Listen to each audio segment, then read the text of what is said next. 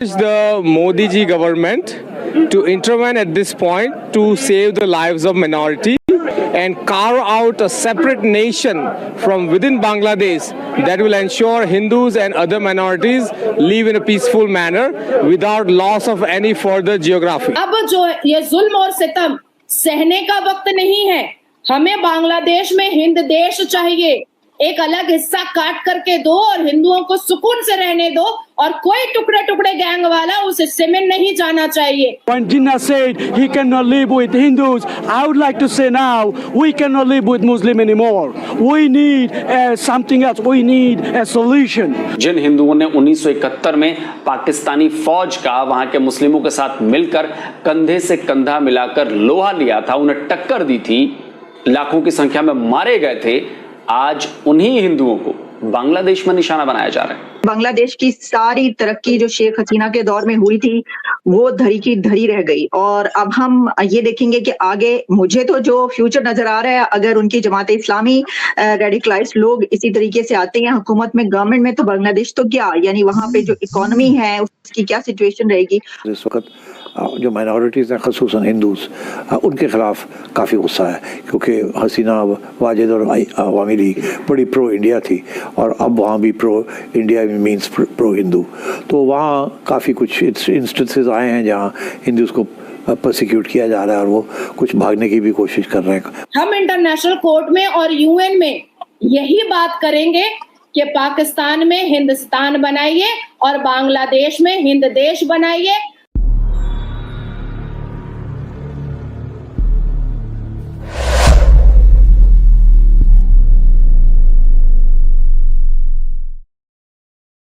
मोदी ने 10 साल में किसी भी ट्वीट में वर्ड हिंदू यूज नहीं किया।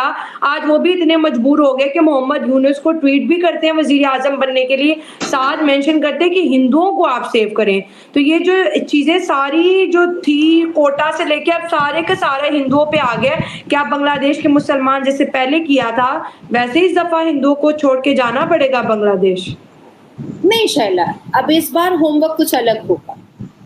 इस बार होमवर्क कुछ अलग होगा और ऐसा है कि हमने अपना होमवर्क स्टार्ट कर दिया है और क्योंकि मैं पश्चिम बंगाल की वोटर हूँ, मैं वहाँ पर वोट डालती हूँ और पश्चिम बंगाल में भारत की बेटी होने के नाते मैंने बांग्लादेश आर्मीज को, मैंने दिवाली उनके साथ मनाई है बॉर्डर पर, मैंने भारत को रिप्रेजेंट किया है और मेरे सोशल मीडिया पर, इंस्टाग्राम वगैरह पर आप देख लीजिएगा कि मैं भारत और बांग्लादेश के जो पश्चिम बंगाल के बॉर्डर है वहाँ पर मैंने इंडियन आर्मीज के साथ और बांग्लादेश आर्मीज के साथ मैंने दिवाली सेलिब्रेट किया है।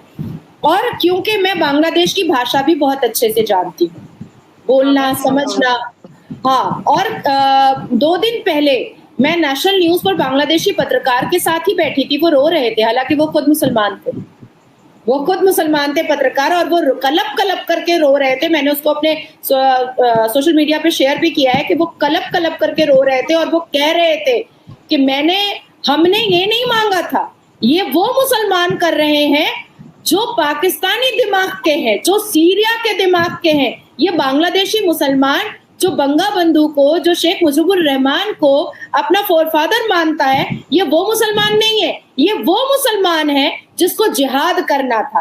अब आती है बात कि 9 मई 2023 को पाकिस्तान में भी हमने ऐसे हालात देखे थे, मोर चोरी कर रहा था, खरगोश चोरी कर रहा था, तो भाई उसके घर में तुम घुसे थे। 9 मई 2023 को वो भी मुसलमान था, जो चोरी कर रहा था वो भी मुसलमान था, पर काटा किसको? सिंध और बलोच में जाकर के हिंदुओं को, है ना। अब इसके बाद फिर आप देखो कि श्रीलंका में जब हुआ, आपस में लड़े, फिर हिंदुओं को काट कूट करके, बलात्कार करके, मर्डर करके फिर शांत हो गए, ठीक है। और उस वक्त क्या होता है कि ऐसे इस्लामिक देश की आर्मीज जो होती हैं वो चूड़ियां पहन लेती हैं, वो आराम से देखती हैं कि देखते क्या होता है, अच्छा हाँ करो करो करो, हम तुमको पूरा सपोर्ट करेंगे। संविधान भी मानना पड़ेगा और आपको शरिया भी मानना पड़ेगा। भैया शरिया का क्यों मानना पड़ेगा? संविधान मानना पड़ेगा, कानून मानना पड़ेगा। तो ऐसे ही सारे इस्लामिक देश के मतलब जनरल भी होते हैं। अब हमने अभी हालिया में मैंने एक बंगाली चैनल पर इंटरव्यू दिया था जो 12 मिलियन गया है और ये देखने वाले सारे बांग्लादेशी हिंदूज थे। मैंने उसमें गुहार लगाई थी बांग्लादेशी हिंदुओं से कि आप यूनाइट हो जाएं, आप रोड पर उतरें और आप अपना संवैधानिक हक मांगे कि जिस भी इस्लामिक देश में कुछ भी मुसलमान आपस में लड़ता है, आप हमारी बहू बेटियों का सलवार क्यों खोलते हैं, आप हमारा गला क्यों काटते हैं, आप हमारे धार्मिक जगह को आप क्यों आघात पहुंचाते हैं, आप मंदिरों को क्यों जलाते हैं, आप हमें जिंदा क्यों जलाते हैं। और आज देखिए शैला के नौजवान हिंदू लड़के युवा जय श्री राम का नारा बांग्लादेश के रोड पर लगा रहे हैं, ढाका के रोड पर लगा रहे हैं, बाजार चौक में लगा रहे हैं और बड़े बड़े बैनर लेकर के कह रहे हैं कि हम अब चुप नहीं रहेंगे। 1,30,00,000 बांग्लादेशी हिंदुओं के लिए भारत के प्रधानमंत्री मोदी जी के नेतृत्व में एक कमेटी बैठ गई है।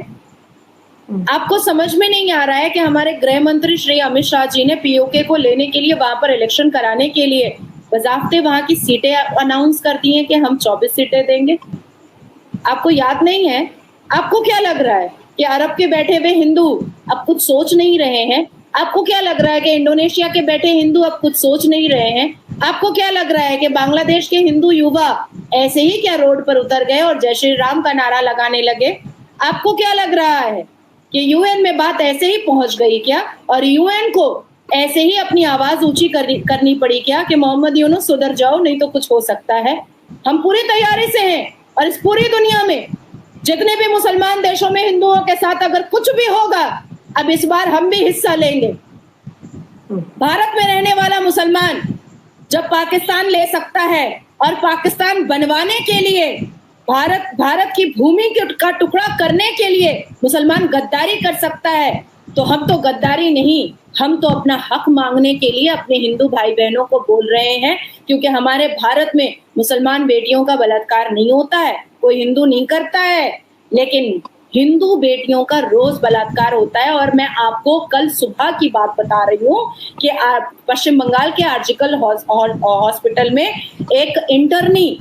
एक डॉक्टर इंटर्नी का रेप किया है और सारे के सारे मुसलमानों ने किया, जिसमें कुछ हिंदू हैं। अब आप बताइए कि ये क्या हो रहा है, ये क्यों हो रहा है? मतलब लड़की जहां हिंदू देखा नहीं कि या तो लव जिहाद कर लिया, या तो बलात्कार कर लिया, या तो धर्म परिवर्तन करा दिया, या तो काट करके फ्रिज में रख दिया, या तो काट करके बक्से में रख दिया, या तो नदी में फेंक दिया, या तो गटर में फेंक दिया, या तो ऑर्गन ट्रैफिकिंग कर लिया, या तो फिर इंसाफ सभा लगा दिया। मतलब आप हिंदू बेटियों को क्या समझ करके बैठ गए हैं? आप जब चाहेंगे उसका सलवार खोल देंगे, आप जब चाहेंगे उसकी बोटियां कर देंगे। मुझे लगता है कि हिंदू मर्दों को अब खून में जोश लाना चाहिए, और सिर्फ भारत के हिंदू मर्दों को नहीं, बांग्लादेश में बैठे हिंदू युवाओं को भी खून में जोश लाने की जरूरत है, पाकिस्तान में बैठे हिंदू युवाओं को भी अब खून में जोश लाने की जरूरत है। और ये मुसलमान अपने इस्लाम के जस्टिफिकेशन पर और जिहाद के नाम पर एक जमाने से, अरसों से हिंदू बेटियों के सलवार को खोलता आया है और अपनी मटर गश्ती और अपनी अय्याशी को पूरा करता आया है, और हमेशा इस्लाम का जस्टिफिकेशन का ठप्पा लगाने की कोशिश करता है। इसको खत्म करने के लिए इस देश में, इस दुनिया में जितने भी हिंदू हैं उनको यूनाइट होना पड़ेगा, उनको एक तरफ आना पड़ेगा। और कहीं पर भी एक छोटी सी भी घटना अगर हिंदू के खिलाफ कोई मुसलमान करता है तो उसी वक्त अपने कानूनी अधिकार का बिल्कुल से हर हाल में मदद लेना चाहिए और उस मुसलमान को सजाए मौत की सजा पर खड़ा करना चाहिए।